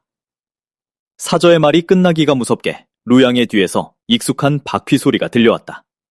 그는 그 소리를 너무나도 잘 알고 있었다. 그것은 꼭두각시가 두부가 가득 실린 수레를 또 끌고 오는 소리였다. 하루빨리 두부에서 벗어나기 위해 누양은 이번에 전력을 다했다. 격려에 힘입어 단 며칠 만에 그는 두부로 요수의 형상을 조각해낼 수 있게 되었다. 사저는 하얀 참깨 하나를 꺼냈다. 검수는 시력도 단련해야 해. 이제 이 참깨를 두부 속에 던져넣겠다. 가장 짧은 시간 안에 찾아내야 한다. 루양은 쿵 소리를 내며 무릎을 꿇었다. 그는 눈물을 흘리며 애원했다. 사저, 제발 다른 방법을 써주세요. 사저는 애원하는 루양을 조용히 바라보며 부드럽게 말했다. 사저 윤지의 특별 훈련 아래 최근 루양의 삶은 극도로 충실해졌다. 동이틀 무렵이면 그는 산꼭대기에 앉아 아침 햇살을 흠뻑 받았다. 아침에는 검수를 연마하고 마음으로 검을 길렀다. 정오에는 나무에 누워 짧은 낮잠을 잤다. 오후에는 의기양양하게 꼭두각시와 마주했다. 아니, 더 정확히 말하자면 그는 꼭두각시에게 흠신 두들겨 맞았다. 저녁 식사 후에는 촛불 아래서 공부하며 사저가 내준 숙제를 마쳤다.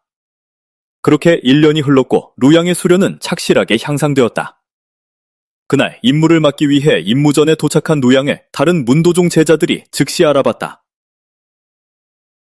저기 봐, 루양 아니야? 기린과 다이 사형을 화나게 했던 걔 말이야? 입문시험에서 1등을 차지하고 종주의 4번째 제자가 되어 윤지 사저에게 직접 훈련을 받았잖아.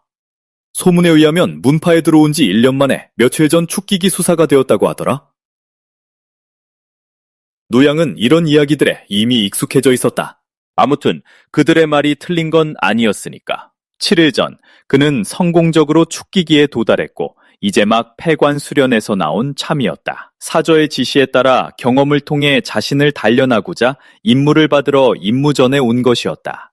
바로 그때 루양의 시선이 쌍수 임무에 머물렀다. 임무를 등록한 사람은 수엔이라는 이름의 여우요괴였다.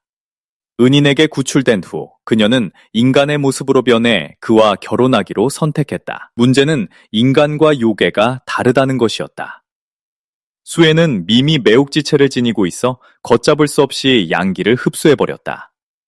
그 결과 그녀 남편의 몸은 하루가 다르게 쇠약해졌다. 그래서 어쩔 수 없이 임무를 올려 정통쌍수 비법을 구하려 한 것이었다.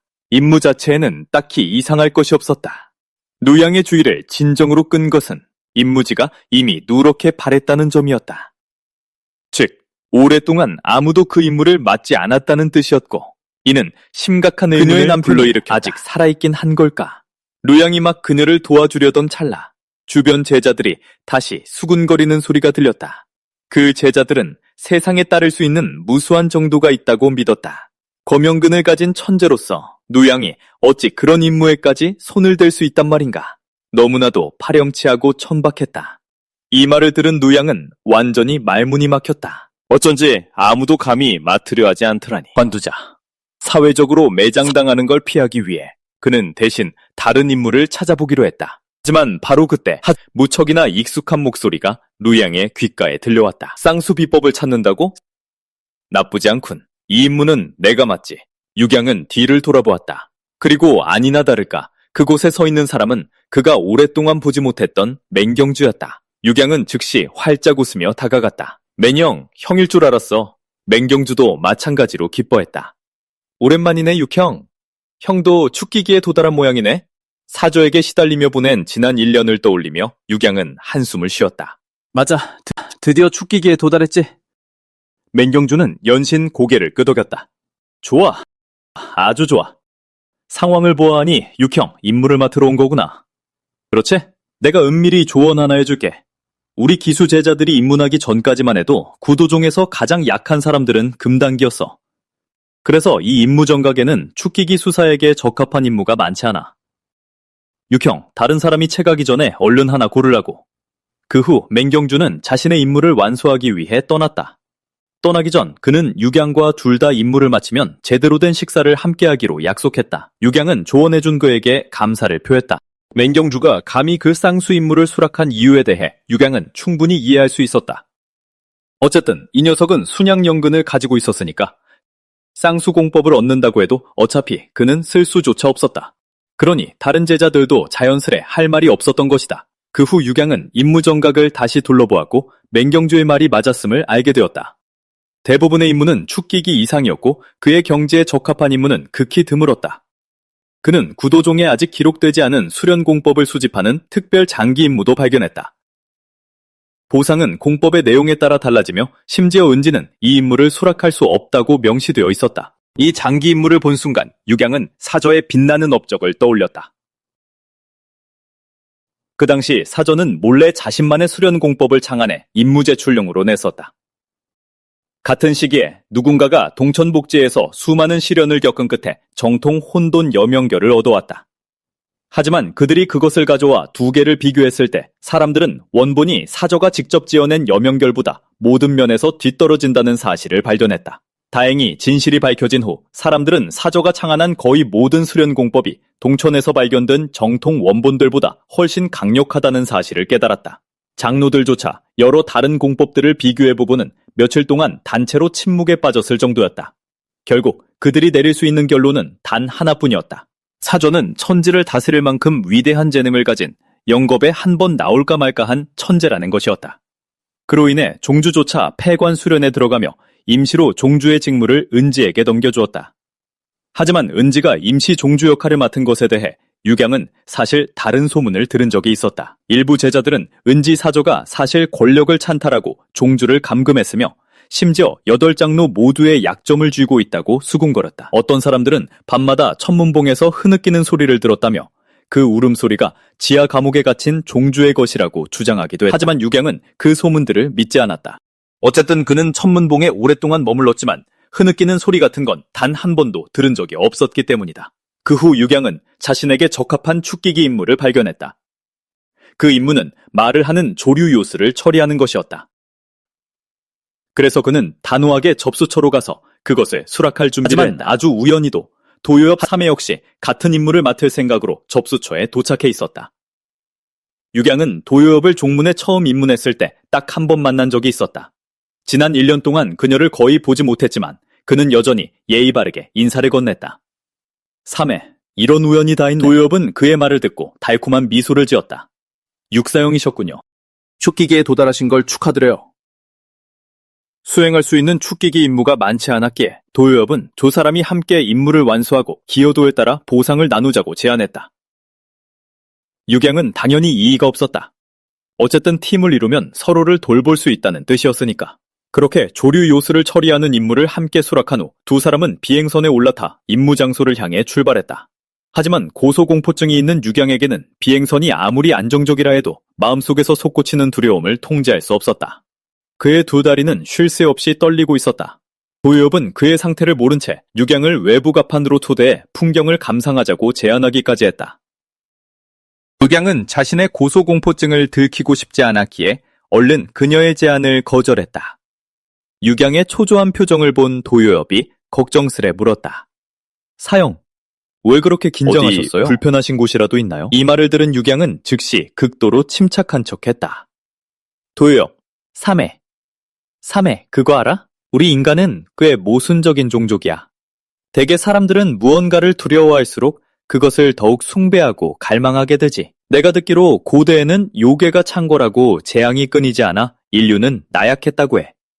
더 거대한 힘의 틈바구니에서 살아남기 위해 발버둥 쳤고 그 대요괴들은 물려받은 혈통과 강력한 육체, 타고난 능력을 바탕으로 인간은 대요괴를 두려워했고 또한 자연재해를 두려워했어. 둘 다 저항할 수 없었으니까. 하지만 동시에 인간은 더 큰 힘을 얻기를 바라며 대요괴를 숭배하고 재앙을 숭배하기도 했어.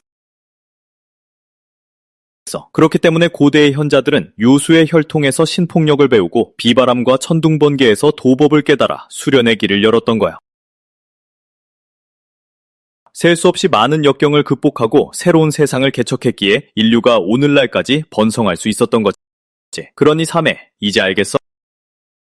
이 모순된 사고방식이야말로 인류가 대륙의 패자가 될 수 있었던 원동력이야. 하늘도 마찬가지야. 하늘을 향한 우리의 갈망과 경외심은 아주 오래전부터 인간의 피 속에 흐르고 있었어. 이건 모든 인간이 공유하는 사고방식이지. 그는 말을 하면서도 두 눈을 질끈 감은 채 밖의 하늘을 감히 쳐다보지도 못했다. 유경의 연설을 들은 도요엽은 즉시 이해했다. 그러니까 사형, 고소공포증이 있으시군요. 방금 왜 고소공포증이 있는지 설명하신 거 맞죠? 이 말을 들은 유경은 어색하게 얼굴을 가리며 부끄러운 듯 말했다. 맞아. 도요엽은 그를 비웃을 생각이 없었다. 오히려 그녀는 조금 걱정이 되었다. 검연근을 가진 천재로서 유경은 장차 어검비행을 배우면 도대체 어떻게 해야 한단 말인가? 그 순간 유경이 갑자기 진지한 표정으로 입을 열었다. 3회, 육지검선에 대해 들어본 적 있어? 도요엽은 없다고 대답했다. 유경은 완전히 진지한 얼굴로 설명을 이어갔다. 그 말은 검선이 굳이 하늘에 머물 필요가 없다는 뜻이야. 대지를 걸어 다닐 수도 있지. 어쨌든 신선이라고 해서 반드시 남들보다 높은 곳에 서 있어야 하는 건 아니니까.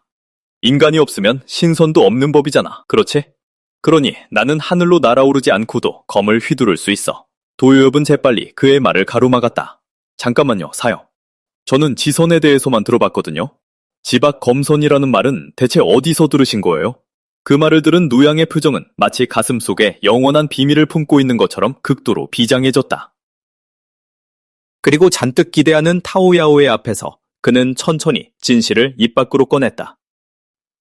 내가 지어낸 거야. 그의 당당한 말투에 타오야오에는 그만 할 말을 잃고 말았다. 이 짧은 시간 동안 타오야오의 마음속에 있던 누양의 이미지는 산산조각이 나버렸다. 그녀는 1차 시험 때 누양이 검연근을 각성하는 것을 직접 목격했던 순간을 여전히 기억하고 있었다. 그 당시 루양은 그녀에게 하늘을 가를 듯한 올곧은 검처럼 고요하고 단단하며 거침없어 보였다.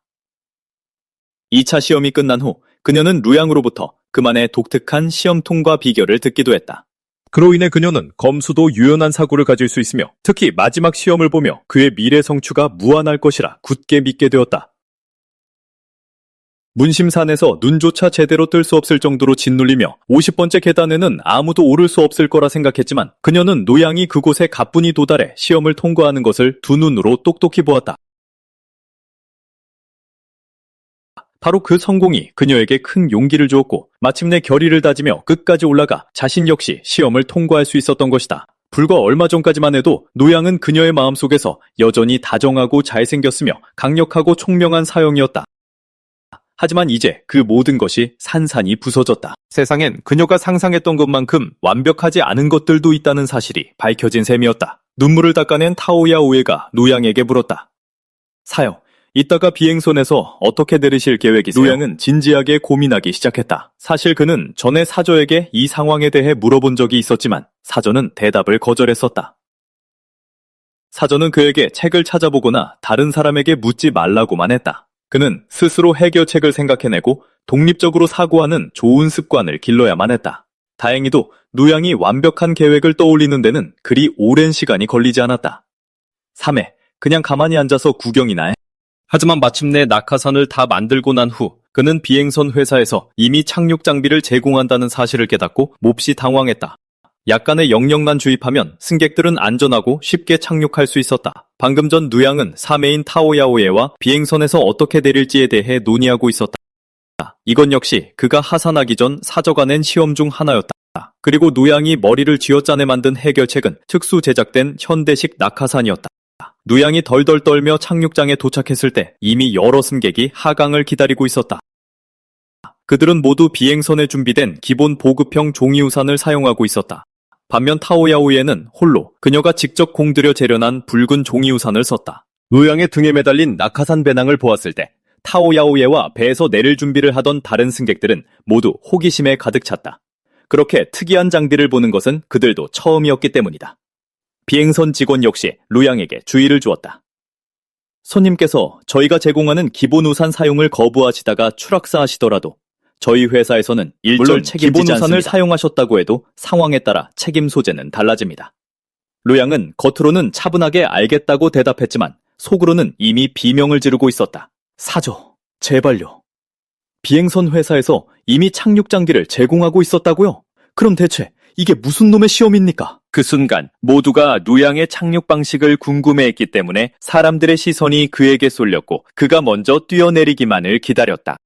이 상황은 누양을 고소공포증에 시달리게 하는 동시에 견딜 수 없을 만큼 민망하게 만들었다. 사실 그 민망함은 고소공포증마저 넘어설 지경이었다. 이 어색함을 달래기 위해 누양은 이를 악물고 뛰어내리는 수밖에 없었다. 타오야오예와 다른 승객들도 곧장 그의 뒤를 따랐다. 모두가 종이우산을 펼치고 천천히 하강했다. 어느 정도 고도까지 떨어졌을 때 누양 역시 제때 등 뒤에 낙하산을 펼쳤다. 낙하산 캐노피에는 커다란 글자가 쓰여 있었다. 이겼다. 오늘 저녁은 치킨이다. 비록 아무 일도 일어나지 않고 안정적으로 하강하고 있었지만 루양은 여전히 지독한 공포에 떨고 있었다. 하지만 타오야오야는 이것을 무척이나 흥미로워했다. 루 사형, 그거 정말 재밌어 보이네요. 영역을 안 써도 되잖아요. 솔직히 말해서 저도 꽤 괜찮은 것 같아요. 네, 루 사형, 이거 정말 독특하네요. 게다가 엄청 커요. 보세요. 주변 사람들이 다 사형만 쳐다보고 있어요. 하지만 그녀는 그 말을 하지 않는 편이 더 나았을 것이다. 그 순간 루양은 수치심에 죽을 지경이었다. 자, 타오야오의 3회. 태평진으로 서둘러 가자꾸나. 이내 두 사람은 태평진에 도착했고 이미 그곳에서 기다리고 있던 노인이 그들을 열렬히 환영했다. 두 분 선사님, 드디어 오셨군요. 이 늙은이가 바로 태평진의 촌장입니다. 이 모습을 본 누양은 남몰래 상황을 분석하기 시작했다. 그는 이 촌장이 연기기 후기에 불과함에도 불구하고 어찌된 일인지 그들의 도착 시간과 방향을 미리 알고 마중까지 나왔다는 사실을 눈치챘다. 그는 절대 평범한 인물이 아니었으나 이어지는 촌장의 말에 누양은 순식간에 극도로 민망해지고 말았다. 알고 보니 그는 그저 누양의 독특한 착륙 방식을 보았기에 이토록 일찍부터 나와서 기다리고 있었던 것뿐이었다. 그 후 누양은 곧바로 본론으로 들어갔다. 촌장님, 제 이름은 누양이고 이쪽은 타오야오예입니다. 저희 둘 다 구도종의 제자입니다. 임무 설명서에는 요괴새에 대해 자세히 나와 있지 않았으니 알고 계신 모든 것을 말씀해 주십시오. 촌장은 한숨을 내쉬며 말했다. 이 모든 건 20일쯤 전부터 시작되었습니다. 저는 곧바로 쿠이군에 보고했지만 그곳도 일손이 부족한 상황이었습니다. 요괴새가 아직 아무도 해치지 않았으니 일단 기다리라고 하더군요. 그렇게 저희는 꼬박 20일을 기다렸습니다. 그때 재단사 펑이 사람을 잡아먹는 대요괴가 자기 집에 쳐들어왔다며 극도의 공포에 질려 길거리로 뛰쳐나와 소리쳤죠. 정말 엄청나게 위험하다고요. 이웃 주민들은 그 말을 듣고 모두 몹시 두려워했습니다. 무엇보다 사람을 잡아먹는 요괴란 결코 가벼운 문제가 아니니까요. 태평진에는 수사가 30명 남짓밖에 없고 그 중에서도 이 늙은이의 경지가 가장 높습니다. 제가 촌장이기도 하니 재단사 펑이 이웃들을 이끌고 저를 찾아왔더군요. 그는 그 대요괴가 누구를 잡아먹었는지는 모르지만 사람의 말을 할 줄 아는 걸 보니 사람을 잡아먹어 말을 배운 게 틀림없다고 했습니다. 그래서 제가 물었죠. 그 요괴가 어떻게 생겼는지, 지금 어디에 있는지, 그리고 어떤 요술을 부리느냐고요. 하지만 재단사 펑은 당시 공포에 질려 제정신이 아니었습니다. 한참을 더듬거리다가 그저 새 요괴라는 말밖에 간신히 내뱉지 못했죠. 다른 방도가 없어서 이 늙은이가 홀로 조사를 나설 수밖에 없었습니다. 하지만 제가 미처 그 집에 들어서기도 전에 요괴새가 큰 소리로 묻더군요. 네 놈은 누구냐? 장광자는 어디에 있느냐? 이 늙은이는 당황스러웠습니다. 장광자는 우리 마을의 연기기 3층 수사이자 몇 안 되는 학교 선생님 중 한 명입니다. 어쩌다 그가 요수와 엮이게 된 걸까요? 그때 제가 먼저 용기를 내어 물었습니다. 요왕께선 어찌하여 장광자를 찾으시는 건지요? 하지만 새 요괴는 더 이상 대답하지 않았습니다. 대신 재단사 가게에서 곧장 날아가 버리더군요. 그 이후로 그 요괴새는 사람의 말을 짓거리며 태평진 구석구석을 날아다녔고 모두를 공포에 몰아넣었습니다. 그 이야기를 들은 타오야오예가 혼란스러운 얼굴로 물었다. 요괴새가 장광자를 찾고 있다면 요괴새가 그를 만나게 해주려고 시도해보신 적은 없나요? 촌장은 다시 한숨을 쉬었다. 우리가 굳이 거기로 데려다 줄 필요도 없었습니다. 요괴새가 스스로 그를 찾아왔습니다. 불과 며칠 전 그 요괴새가 장광자의 집으로 날아갔죠. 장광자를 향해 요괴라고 소리쳤고 많은 사람들이 그 소리를 들었습니다. 그 후로 온 태평진이 발칵 뒤집혔습니다. 어떤 이들은 그 요괴새가 사람을 해친 적이 없다고 하더군요. 그러니 어쩌면 장광자가 사실은 정체를 숨긴 대요괴이며 극도로 위험하다는 걸 우리에게 경고하러 온 것일지도 모릅니다. 물론 장건자는 이 마을에서 나고 자랐으니 요괴새가 그저 장난을 치는 게 분명하다고 말하는 사람들도 있습니다. 두 분 선사님께서는 어느 쪽을 믿어야 한다고 생각하십니까? 늙은 촌장에게서 대략적인 상황을 전해들은 타오야오예는 요괴새가 마을 사람들에게 장광자를 조심하라고 경고했을 가능성이 참으로 다분하다고 생각했다. 어쨌든 요족 중에서도 재앙이 닥치기 전에 사람들에게 미리 경고를 남기는 선량한 존재들이 있었으니까. 물론 촌장님께서는 이 설명이 받아들이기 힘드실 수도 있겠지만 요족 중 수명이 긴 종들은 한 곳에 수십 년씩 머물기도 합니다. 그들은 서서히 나이가 들며 세상을 충분히 경험하고 나면 죽음을 위장한 채 다른 곳으로 떠나 새 삶을 시작하곤 하죠. 그러니 장권자가 그런 요족 중 하나일 가능성도 아예 없진 않습니다. 하지만 촌존장이 입을 열기도 전에 루양이 한 걸음 앞으로 나섰다. 타오야오의 사매의 말도 일리가 있지만 한 가지 설명이 안 되는 부분이 있습니다. 만약 장광자가 정말로 자유자재로 모습을 바꿀 수 있는 대요괴라면 어째서 조그만 요괴새가 자신에 대해 헛소리를 짓거리도록 내버려 두겠습니까? 아마 그 요괴새는 입을 떼기도 전에 즉사했을 겁니다. 한마디로 지금까지 들은 이야기만으로는 정확한 판단을 내릴 수 없습니다. 일단 그 장광자라는 자를 먼저 만나보시죠. 그 말을 들은 촌자는 두 사람을 이끌고 장광자를 찾아 나섰다. 머지않아 세 사람은 장광자의 거처에 도착했다. 촌장이 문을 두드리며 소리쳤다. 장선생, 문 좀 열어보게. 구도종에서 오신 두 제자님께서 요괴새를 퇴치하러 와주셨네. 문을 열자마자 장관자는 분통을 터뜨리며 욕설을 내뱉었다. 난 정말 요괴가 아닙니다. 그 요괴새가 지저대는 걸 그대로 믿으시면 어떡합니까? 그 미친 새는 잘생긴 오빠 나랑 놀자라고도 소리친단 말입니다. 그럼 어디 영감님들 몇 명 보내서 같이 놀아보라고 하시죠? 촌장이 머쓱하게 말했다. 우린 그저 산책을 하다가 우연히 이쪽으로 오게 된 것뿐이네. 장건자는 당연히 그 말을 믿지 않았지만 그래도 그들을 집 안으로 들였다. 그리고는 억울하다는 듯이 하소연을 들어놓았다. 먼저 분명히 말씀드리겠습니다. 전 그 요괴새를 한 번도 본 적이 없어요. 도대체 왜 제 이름을 부르고 다니는지 저도 미칠 지경입니다. 전 태평진에서 태어났고 제가 가본 가장 먼 곳이라곤 코헤이군이 전부입니다. 제가 도대체 뭘 잘못해서 그 새의 심기를 건드렸는지 알 길이 없다고요. 그 녀석이 헛소리를 짓거리기 시작한 이후로 서당은 완전히 망했고 제 삶도 지옥이나 다름없습니다. 매일같이 학생들이 묻습니다. 선생님, 진짜 요괴이신가요? 하고 말입니다. 어떤 학생들은 제가 잡아먹을까봐 겁이 나서 매일 꼬박꼬박 숙제를 다 해올 정도죠. 아예 아이들을 서당에 보내지 않으면서 수업료를 환불해달라는 말조차 꺼내지 않는 집안도 있습니다. 그들은 아이가 아파서 외가에 요양하러 갔으니 당분간 서당을 쉬겠다고 핑계를 댑니다. 장권자는 자신의 결백을 증명하기 위해 당장이라도 요괴새와 사생결단을 낼 듯이 이를 악물고 말했다. 그 말을 들은 누양이 장난기 어린 말투로 말했다. 다른 건 몰라도 학생들이 숙제를 제때 해오고 수업료를 안 돌려줘도 된다는 장권자는 꽤 기가 막힌 괜찮은 일 표정을 같은데요? 지었다. 참으로 위로의 달인이시군요. 하지만 그게 중요한 게 아닙니다. 한 번은 이웃 중 한 명이 한밤중에 은밀히 찾아와서는 보수는 원하는 대로 줄 테니 원수를 남몰래 죽여달라고 부탁하더군요. 제가 한참을 해명했는데도 그 사람은 끝내 안 믿었습니다. 그렇게 장권자는 무려 2시간 반 동안이나 울분을 토해냈다. 누양이 막 꾸벅꾸벅 졸기 시작할 무렵 갑자기 밖에서 마을 사람들의 다급한 비명소리가 울려 퍼졌다. 요괴새가 또 나타났다. 누양은 서둘러 마을 사람을 붙잡고 요괴새가 있는 곳을 물었다. 정확한 위치를 파악한 누양은 먼저 가서 상황을 살펴보기로 했다. 그는 타오야오의 사매에게 만약 나중에 대화하기 곤란한 상황이 생기면 구도종의 수신호로 소통하자고 단단히 일러두었다. 그곳으로 향하는 내내 누양은 언제든 검을 뽑아들고 싸울 태세를 갖추고 있었다. 요족이 인간의 말을 하려면 반드시 횡고를 연화해야 했고 그 경지가 최소한 연기기 후기는 되어야 했기 때문이다. 최상의 시나리오라면 그 요괴새는 고작 연기기 7층 정도일 것이다. 최악의 시나리오라면 요괴새의 경지는 축기기 후기 이상일 터였다. 만약 그렇다면 이번 싸움은 꽤나 애를 먹게 될 것이 뻔했다. 이윽고 그는 마침내 20일이 넘게 태평진을 괴롭혀온 그 요괴새를 발견했다. 짙은 녹색의 깃털은 밝고 윤기가 흐르고 있었다. 그리고 눈가에서 목덜미까지 이어지는 부위에는 커다랗게 붉은 반점이 나 있었다. 붉은색과 녹색이 어우러져 한눈에 확 띌 정도로 눈부셨다. 장난해? 이건 그냥 앵무새잖아. 누양은 완전히 말문이 막혀버렸다. 이게 어딜 봐서 요괴새라는 건가? 그 순간에도 앵무새는 하늘을 날아다니며 잘생긴 오빠 나랑 놀자 따위의 말을 꾀꾀거리고 있었다.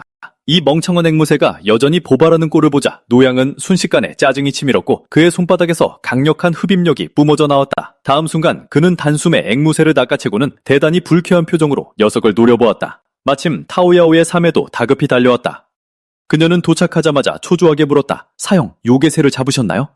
소위 요괴새라 불리던 것이 사실 그저 앵무새에 불과하다는 사실을 깨달은 후 그녀의 기분 역시 루양과 크게 다르지 않았다. 임무를 완수하는 건 좋은 일이고 힘겹게 싸울 필요가 없는 것도 물론 좋은 일이다. 문제는 그들이 구도종에서부터 비행선을 타고 장장 사흘이나 걸려 이곳까지 왔는데 고작 앵무새 한 마리를 잡았다는 것이었다. 이 임무 보고서를 제출하면 이를 검토할 사형은 필시 배꼽을 잡고 웃어댈 게 뻔했다. 촌장과 마을 사람들은 앵무새가 잡혔다는 소식을 듣고는 구도종의 선사님들답게 요괴새를 이토록 쉽게 잡아냈다며 두 사람을 입이 마르도록 칭송했다.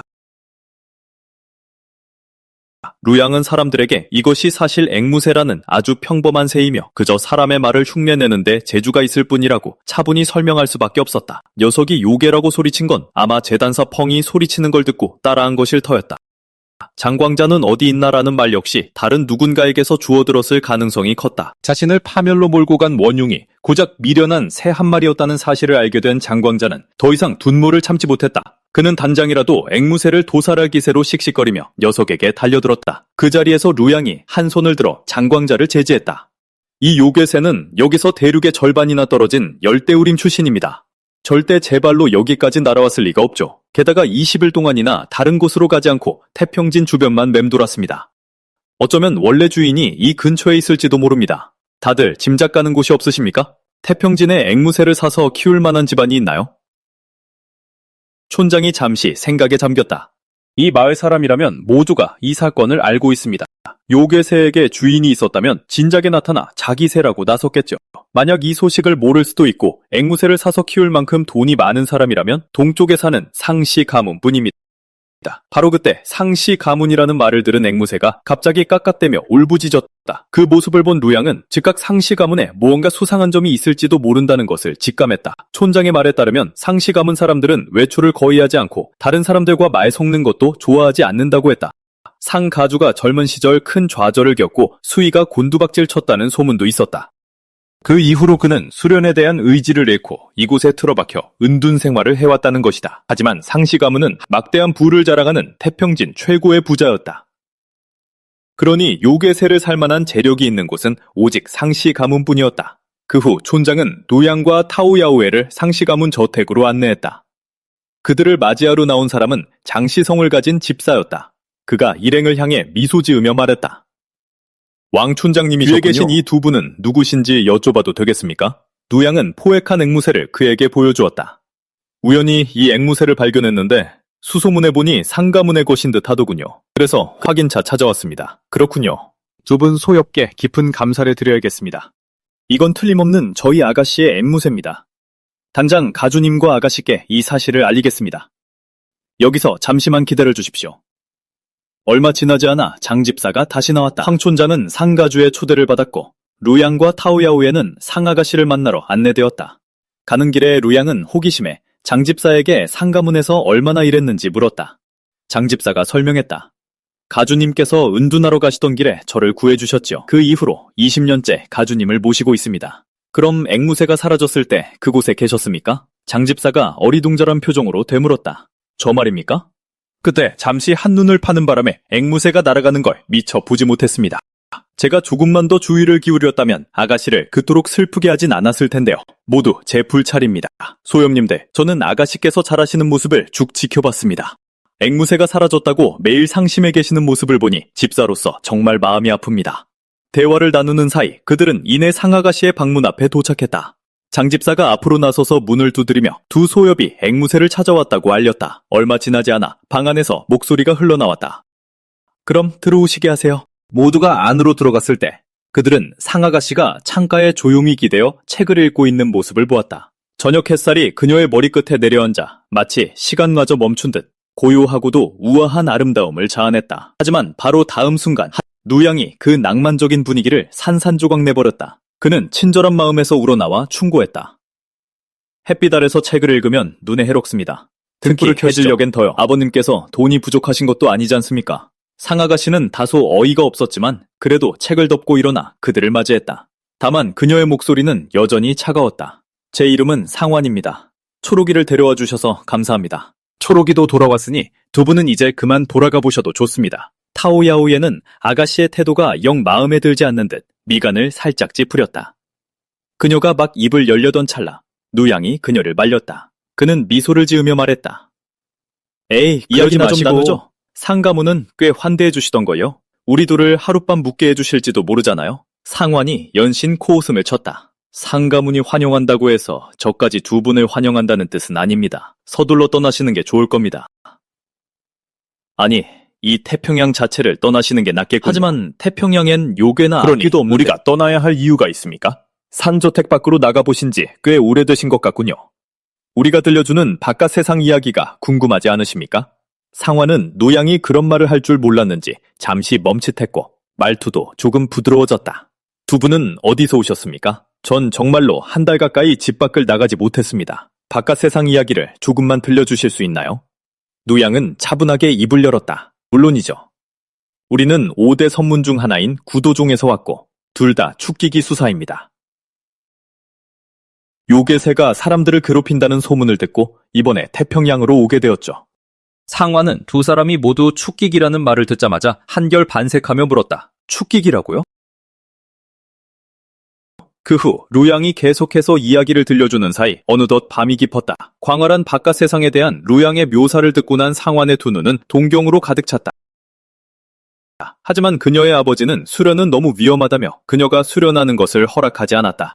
운이 좋지 않았다면 아버지도 옛적에 고분에서 목숨을 잃으셨을 거예요. 노양은 즉시 흥미를 보였다. 고분이라고요? 그럼 상가주께서 그 당시 어떤 위험을 겪으셨는지 아십니까? 상완은 고개를 저었다. 수차례 여쭤보았지만 아버지는 절대 말씀을 주지 않으셨어요. 그저 예전에는 연기기 9층에 도달하셨었다고만 하셨죠. 하지만 그 위험을 겪은 후로 4층인가 5층으로 경지가 떨어지셨대요. 루양이상 가주에 대해 더 캐묻고자 입을 떼려는 순간 밖에서 장집사가 갑자기 문을 두드렸다. 아가씨, 저녁 식사 시간입니다. 그리고 소연님들, 가주님께서 시간이 늦었으니 식사 후 하룻밤 묵고 가라고 각별히 당부하셨습니다. 타오야오에는 거절하고 싶었지만 루양이 그녀를 제지했다. 우리에 대한 호의를 보여주시는 거잖아. 마다할 이유가 없지? 라고 밥이나 먹으러 가자. 그렇게 무르익은 분위기 속에서 저녁 식사를 마친 후 루양과 타오야오에는 각자를 위해 마련된 객실로 들어갔다. 타오야오에는 금세 무언가 잘못되었음을 직감했다. 자리에 눕자마자 강렬한 졸음이 밀려왔기 때문이다. 그녀는 남들과 달리 잠자리를 엄청나게 가리는 편이었다. 번뜩 무언가를 깨달은 듯 그녀는 재빨리 일어나 앉아 영역을 순환시키려 했다. 그 결과 그녀는 자신이 중독되었다는 사실을 단번에 알아챘다. 체내의 영역이 둔해져 거의 움직이는 것조차 불가능했다. 수사들을 노리고 특별히 조제된 맹독임이 분명했다. 그리고 바로 그 순간 잠집사가 손에 가죽을 벗기는 칼을 든 채 미소를 띠며 걸어 들어왔다.